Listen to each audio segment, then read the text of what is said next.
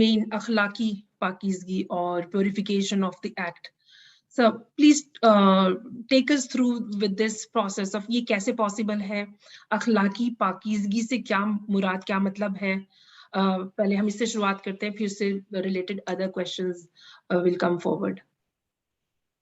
دیکھیے قرآن مجید نے ہم کو یہ بتایا ہے کہ اللہ نے انسان کے اندر نیکی اور بدی کا احساس پیدائشی طور پر ودیت کر دیا. فَأَلْهَمَهَا فُجُورَهَا وَتَقْوَاهَا، اللہ نے اس انسانی نفس میں الہام کر دیا نیکی اور بدی کا شعور اور احساس.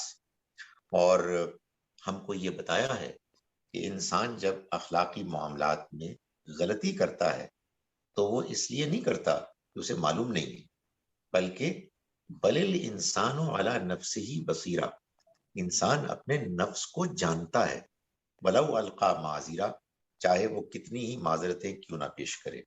سو یہ انڈرسٹینڈنگ جو یونیورسل انڈرسٹینڈنگ ہے کہ بہت سی چیزیں ہیں کہ جو ورچو ہیں، جو مطلوب ہیں، پسندیدہ ہیں اخلاقی طور پر، اور بہت سی چیزیں ہیں جو ناپسندیدہ ہیں، جو اللہ کے ہاں ایول ہیں.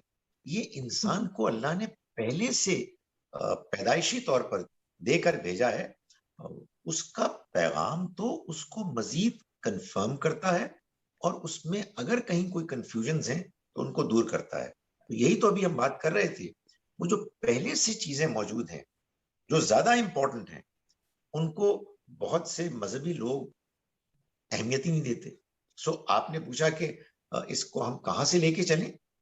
جو اخلاقیات بھی ہم جانتے ہیں کہ وہ مطلوب ہیں ان کو اپنی زندگی میں داخل کریں، اور جو برائیاں ہیں، جو ایول ہیں، ان کو ہم اپنی زندگی سے نکالیں، اور اس کو اپنی زندگی کا الٹیمیٹ مقصد نصب العین قرار دیں.